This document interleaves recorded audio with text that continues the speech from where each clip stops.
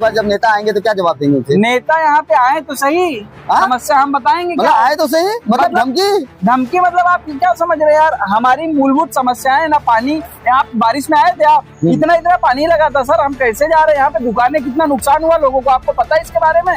क्या कर रहे हैं नेता? आपका गुस्सा तो ऐसा बता रहा कि नेताजी को ड्रम में डाल के बताओ कि पानी के इतने हम घूमे। उनका नुकसान व्यक्तिगत होगा तब उनको पता चलेगा ना। समस्या उनकी व्यक्तिगत नहीं है, जनता की व्यक्तिगत समस्या है। किसके घर में क्या समस्या है, किसके घर में क्या पानी गया, यहाँ पे कितना जल जमाव तो आपको पता है। ये बारिश में गई है, 8वें महीने में बारिश जो पानी आया था। यानी आप भूले नहीं हो? तो बिल्कुल भूले नहीं है। कैमरे में मैं बताना चाहूंगा कि जनता भूली नहीं है और ये तो अपना दर्द बयान ही कर रहे हैं, लेकिन आक्रोश भी इनके अंदर है। तो सोच समझ के इनके पास वोट मांगने जाएं, क्योंकि जब विधायकों ने अच्छा काम नहीं किया तो नगर सेवक साहब क्या कर लेंगे? बिल्कुल काम नहीं किया रहे। आप अगर देख ले तो यहाँ पे ना ट्रैफिक कम हुआ, ना पानी भरता है, और जल जमाव का भी कम हुआ। नगर सेवक का कोई यहाँ पे अस्तित्व ही नहीं है, कोई मतलब ही नहीं है, उनका कोई काम तो धंधा ही नहीं है। नहीं साहब, नगर सेवक की तो अब चुनाव है, इससे पहले विधायक हैं, नगर सेवक से ऊपर वाले। हाँ, तो उन्होंने कुछ काम नहीं किया। पब्लिक के लिए कोई ओपिनियन, कोई काम नहीं हुआ यहाँ पे। नालासोपारा वेस्ट में हमने अभी तक जैसे का था वैसा ही है, कुछ यहाँ पे काम नहीं हुआ है। तो इस बार जब नेता आएंगे तो क्या आप कहाँ रहते हैं?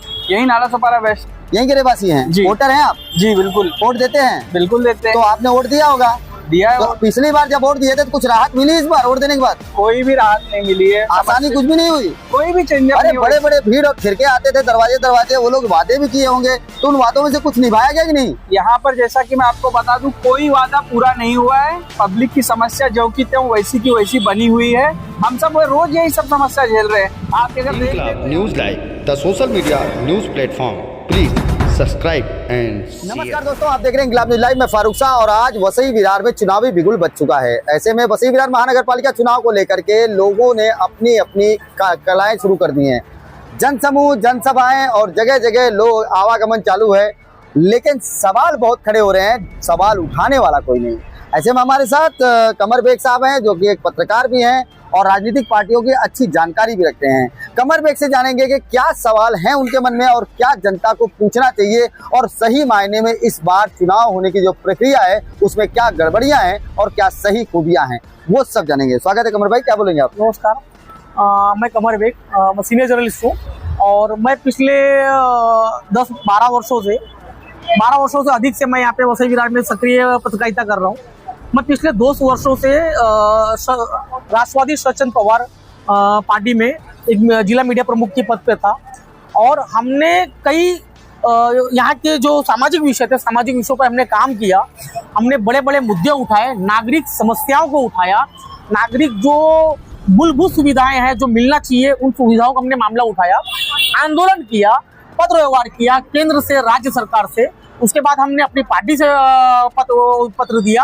हमारे जो मुद्दे जो उठाए जाने थे, जो विधानसभा में, जो संसद में, उसके लिए हमने जो है पत्र व्यवहार किया, पत्र दिया था, पार्टी को दिया था, पार्टी के जो हमारे वरिष्ठ नेता हैं उनको दिया था। लेकिन हमारे जो मुद्दे थे, जिसमें IIT नीरी का मुद्दा था, जो पानी, जो जल भराव होता था, जल भराव पर जो उपाय योजना पे काम करना था, उस पर उपाय योजना पर काम नहीं हुआ था।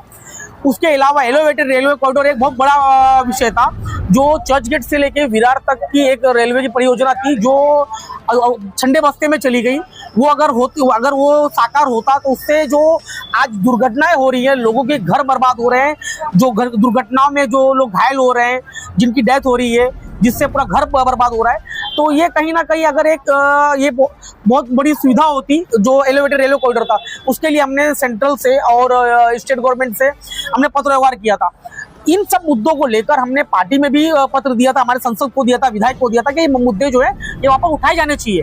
तो इससे कहीं ना कहीं यहाँ पे लोगों को जो है, नागरिकों को जो है, अगली खबर प्राप्त करने के लिए चैनल को सब्सक्राइब करें, लाइक करें और शेयर करें और सपोर्ट करें निःशुल्क पत्रकारिता का। जय हिंद, जय महाराष्ट्र।